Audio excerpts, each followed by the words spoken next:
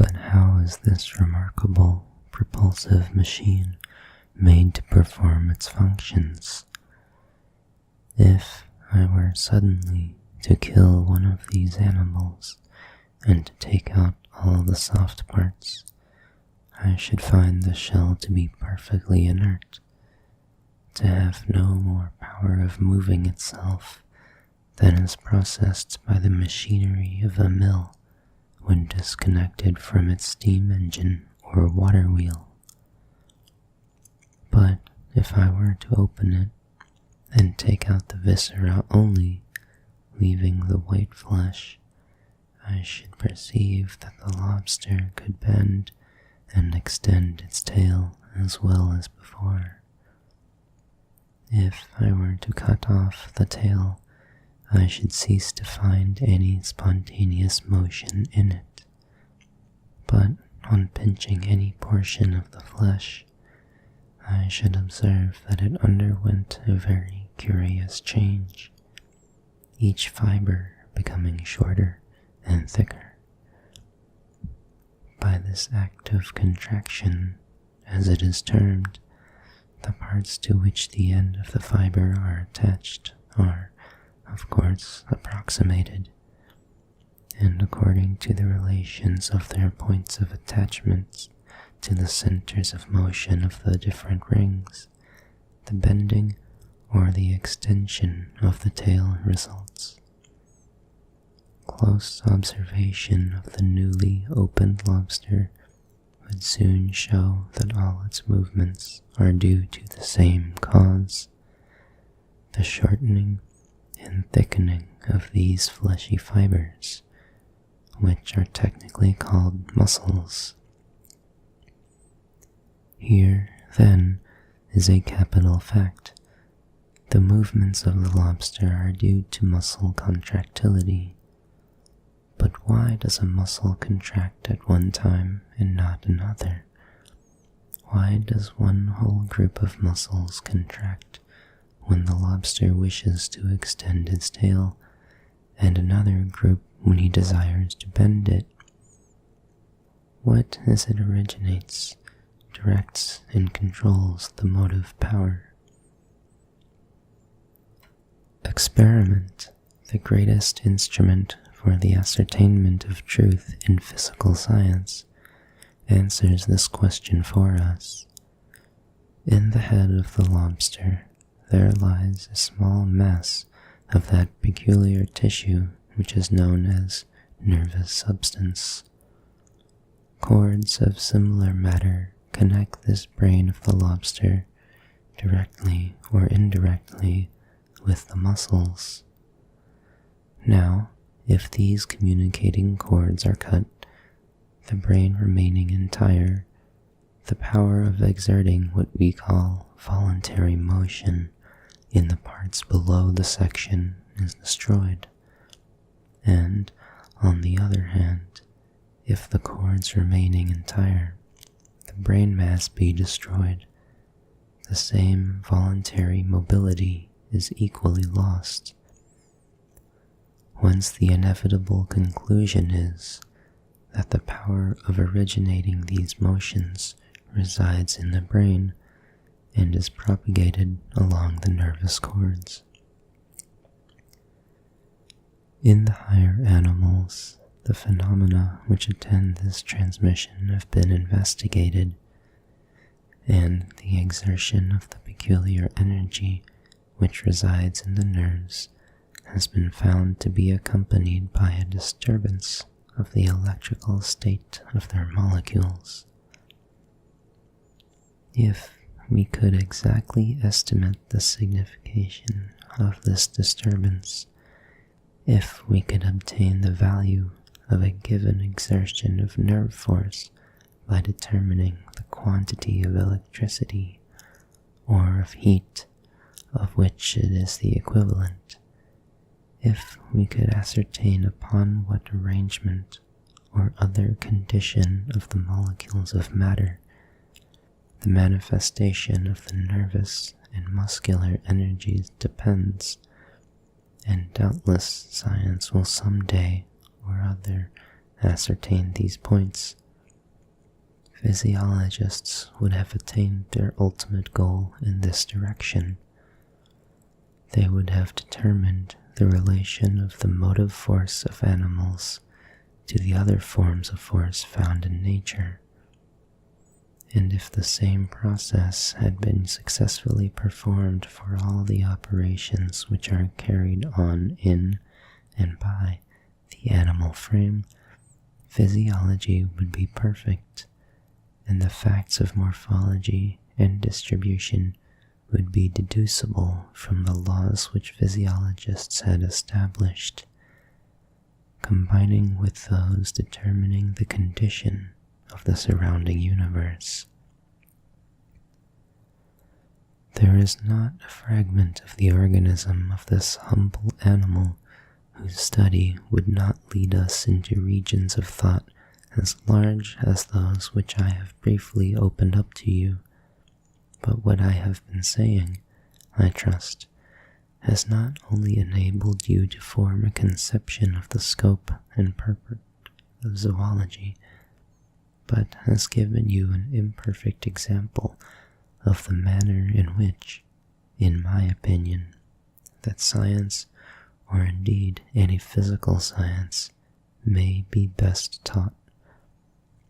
The great matter is to make teaching real and practical by fixing the attention of the student on particular facts. But, at the same time, it should be rendered broad and comprehensive by constant reference to the generalizations of which all particular facts are illustrations. The lobster has served as a type of the whole animal kingdom, and its anatomy and physiology have illustrated for us some of the greatest truths of biology. The student who has once seen for himself the facts which I have described has had their relations explained to him, and has clearly comprehended them as, so far, a knowledge of zoology which is real and genuine, however limited it may be, and which is worth more than all the mere reading knowledge of the science he could ever acquire. His zoological information is, so far, knowledge and not mere hearsay. And if it were my business to fit you for the certificate in zoological science granted by this department, I should pursue a course precisely similar in principle to that which I have taken tonight. I should select a freshwater sponge, a freshwater polyp, or a cyanea, a freshwater mussel, a lobster, a fowl, as types of the 5 primary divisions of the animal kingdom. I should explain their structure very fully and show how each illustrated the great principles of zoology. Having gone very carefully and fully over this ground, I should feel that you had a safe foundation, and I should then take you in the same way, but less minutely, over similar selected illustrative types of the classes, and then I should direct your attention to the special forms enumerated under the head of types in this syllabus, and to the other facts there mentioned. That would, speaking generally, be my plan, but I have undertaken to explain to you the best mode of acquiring and communicating a knowledge of zoology, and you may therefore fairly ask me for a more detailed and precise account of the manner in which I should propose to furnish you with the information I refer to. My own impression is that the best model for all kinds of training in physical science is that afforded by the method of teaching anatomy in use in the medical schools. This method consists of 3 elements: lectures, demonstrations, and examinations. The object of lectures is, in the first place, to awaken the attention and excite the enthusiasm of the student, and this, I am sure, may be effected to a far greater extent by the oral discourse and by the personal influence of a respected teacher than in any other way. Secondly, lectures have the double use of guiding the students to the salient points of a subject, and at the same time forcing him to attend to the whole of it, and not merely to the part which takes his fancy. And lastly, lectures afford the student the opportunity of seeking explanations of those difficulties which will, and indeed ought to, arise in the course of his studies. But for a student to derive the utmost possible value from lectures, several precautions are needful. I have a strong impression that the better a discourse is as an oration, the worse it is as a lecture. The flow of discourse carries you on without proper attention to its sense. You drop a word or a phrase, you lose the exact meaning for a moment, and while you strive to recover yourself, the speaker has passed on to something else.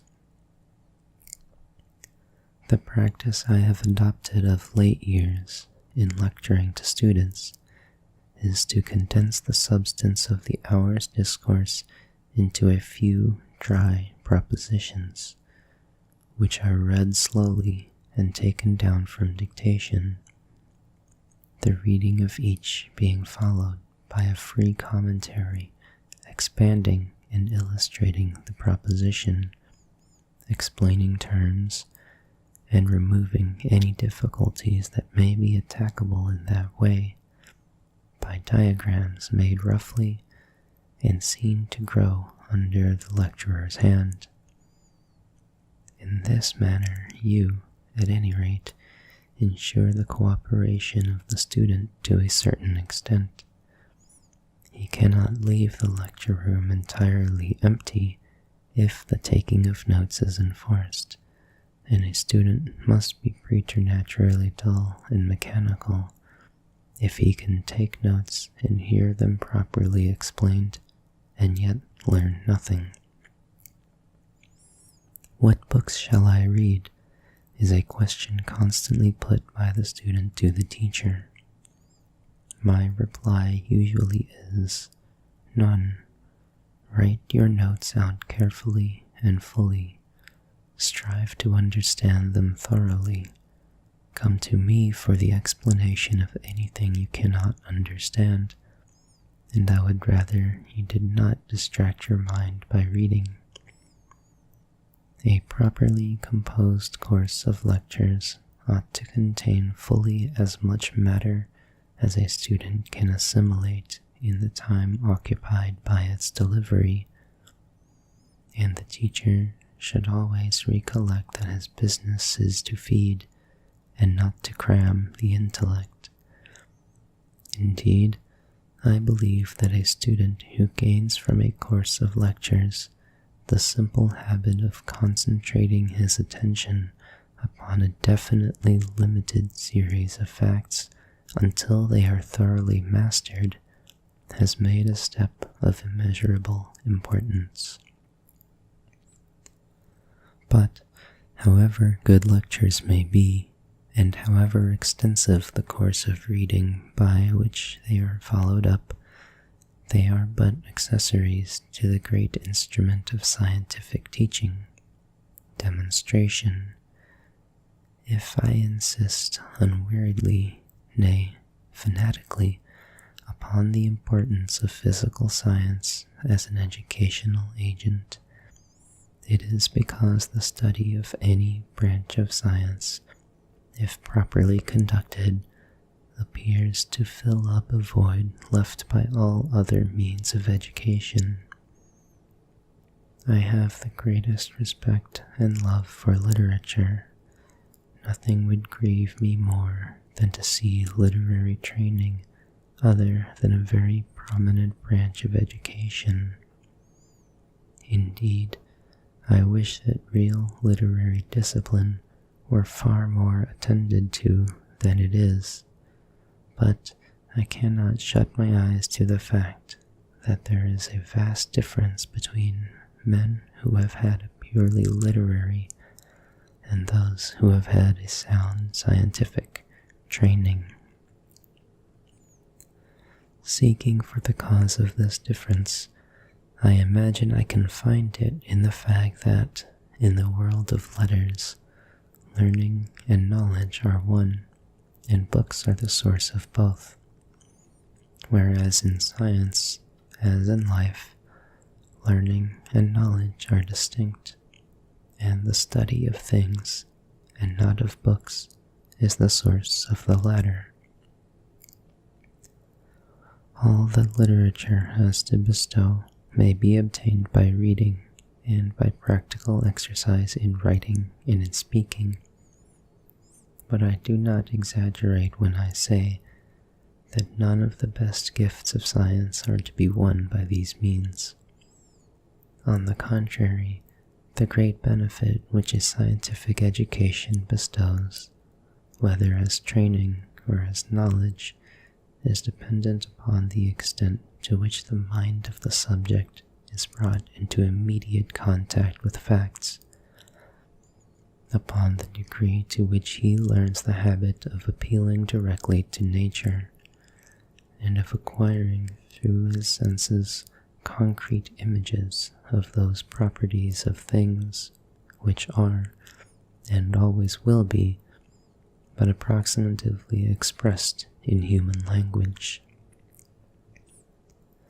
Our way of looking at nature and of speaking about her varies from year to year, but a fact once seen, not relation of cause and effect, once demonstratively apprehended, are possessions which neither change nor pass away, but, on the contrary, form fixed centers about which other truths aggregate by natural affinity.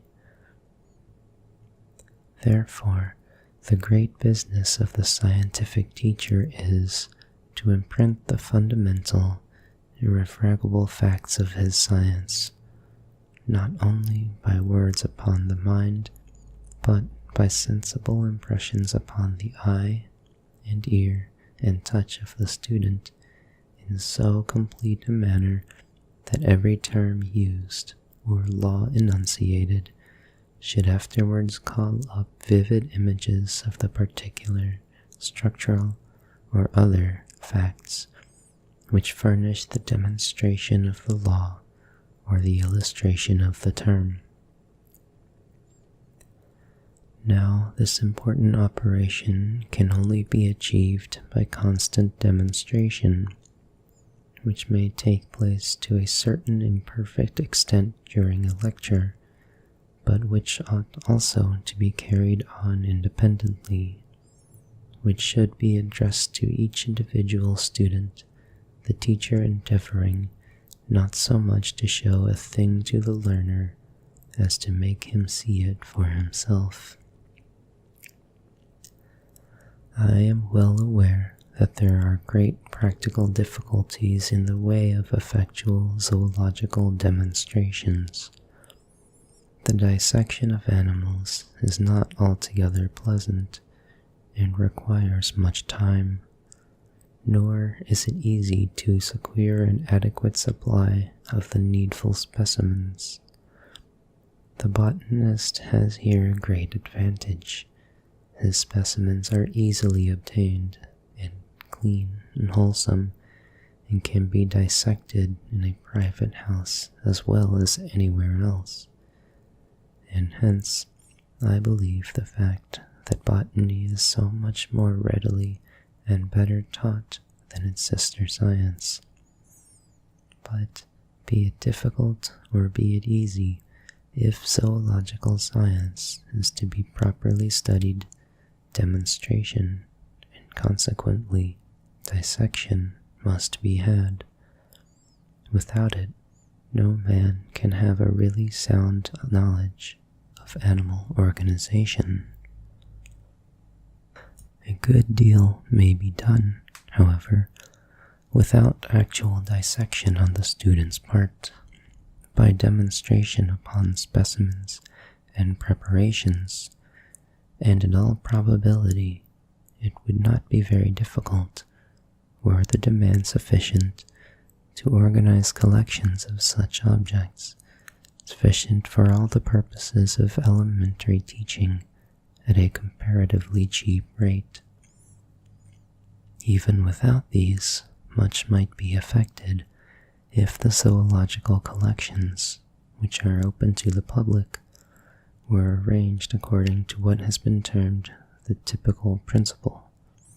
That is to say, if the specimens exposed to public view were so selected that the public could learn something from them, instead of being, as at present, merely confused by their multiplicity.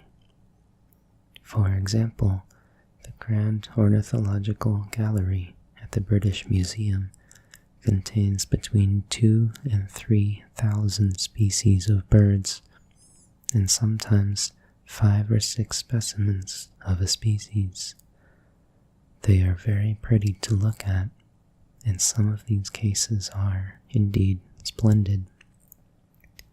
But I will undertake to say that no man but a professed ornithologist has ever gathered much information from the collection.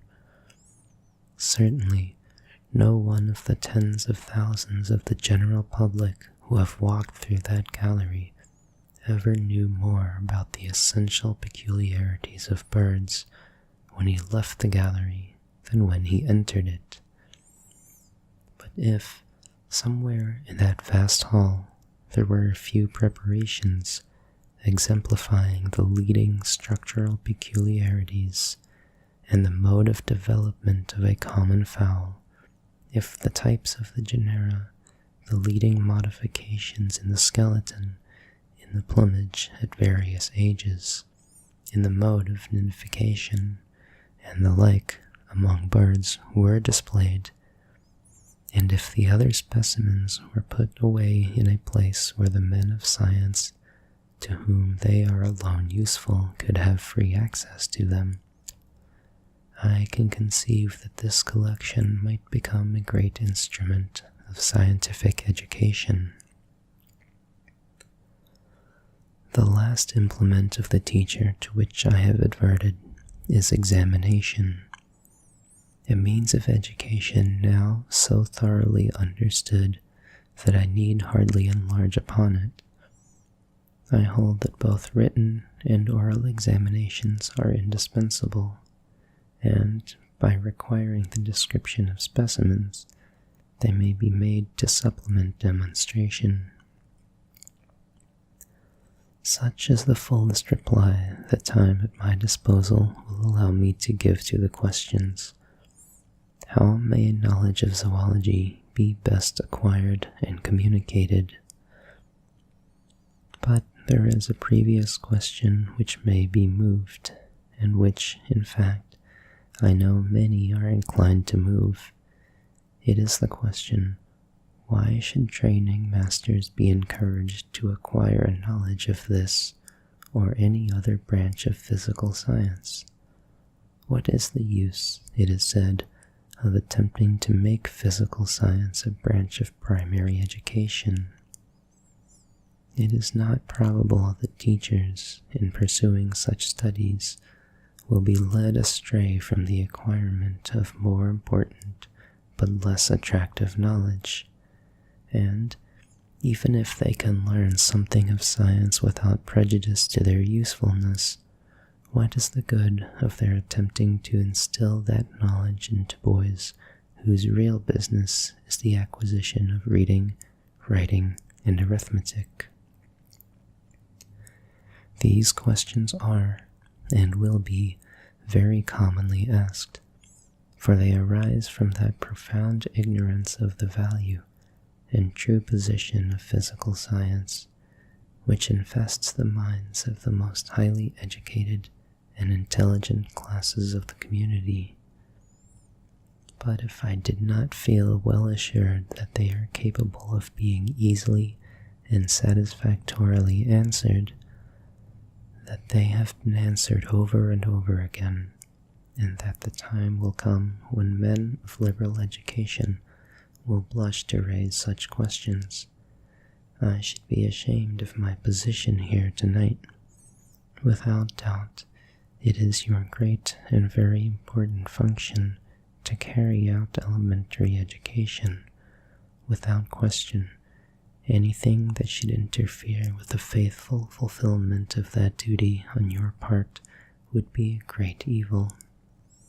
And if I thought that your acquirement of the elements of physical science and your communication of those elements to your pupils involved any sort of interference with your proper duties, I should be the first person to protest against your being encouraged to do anything of the kind.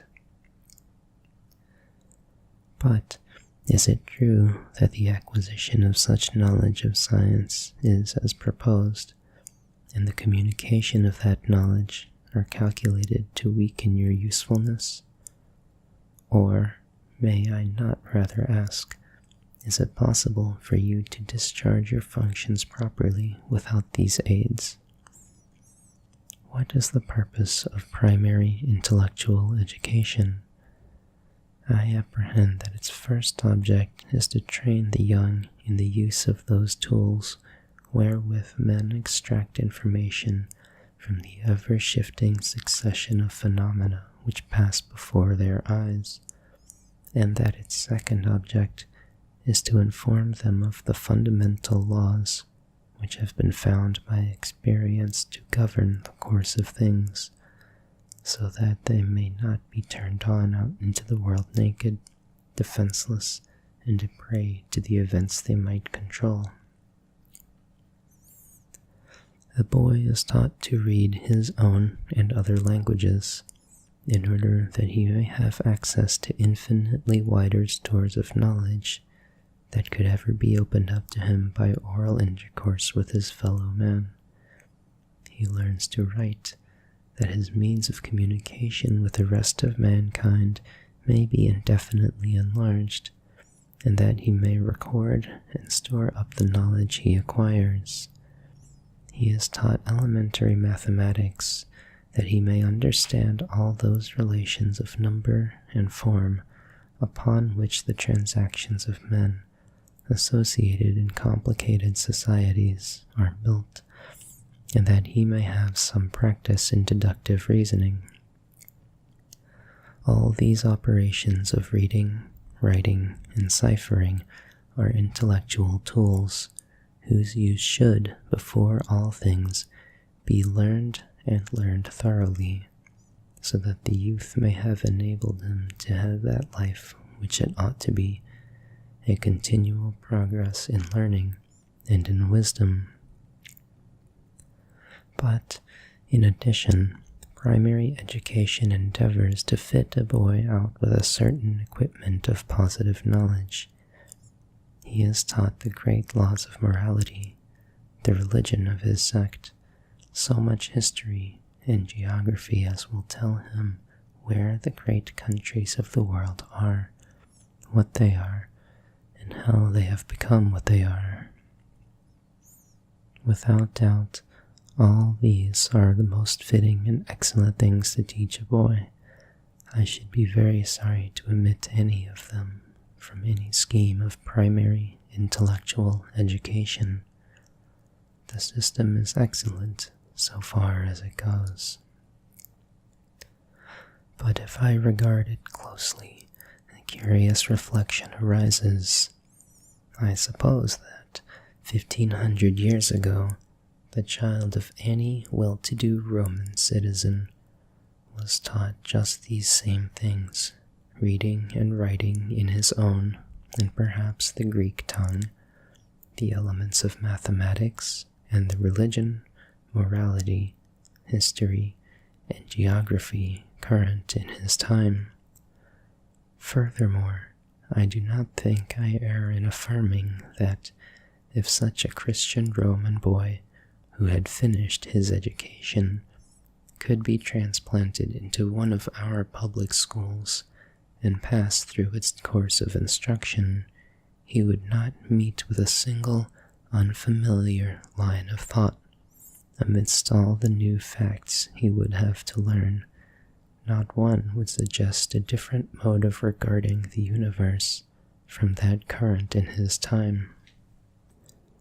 And yet, surely there is some great difference between the civilization of the 4th century and that of the 19th, and still more between the intellectual habits and tone of thought of that day and this.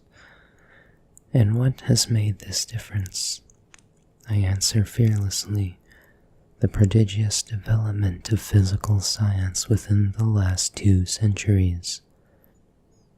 Modern civilization rests upon physical science. Take away her gifts to our own country, and our position among the leading nations of the world is gone tomorrow. For it is physical science only that makes intelligence and moral energies stronger than brute force. The whole of modern thought is steeped in science.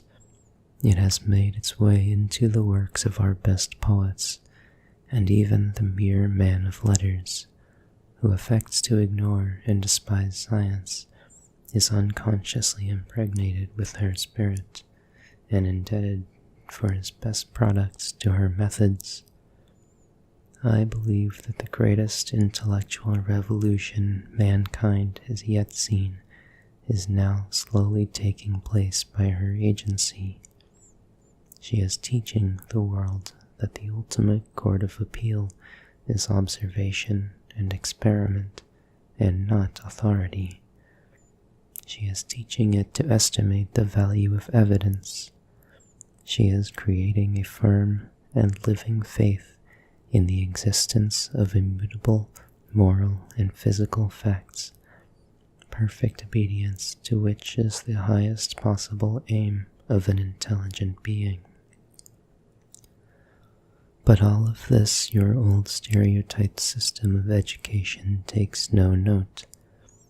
Physical science, its methods, its problems, and its difficulties will meet the poorest boy at every turn, and yet we educate him in such a manner that he shall enter the world as ignorant of the existence of the methods and facts of science as the day he was born. The modern world is full of artillery, and we turn out our children to do battle in it, equipped with the shield and sword of an ancient gladiator. Posterity will cry shame on us if we do not remedy this deplorable state of things. Nay, if we live 20 years longer, our own consciences will cry shame on us. It is my firm conviction that the only way to remedy it is to make the elements of physical science an integral part of primary education.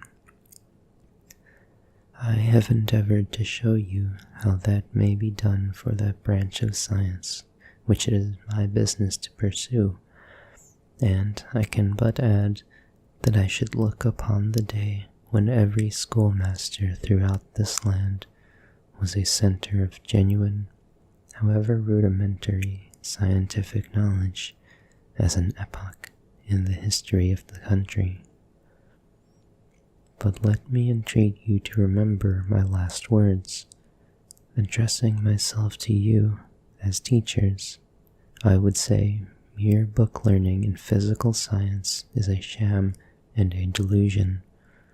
What you teach, unless you wish to be impostors, that you must first know, and real knowledge in science means personal acquaintance with the facts, be they few or many.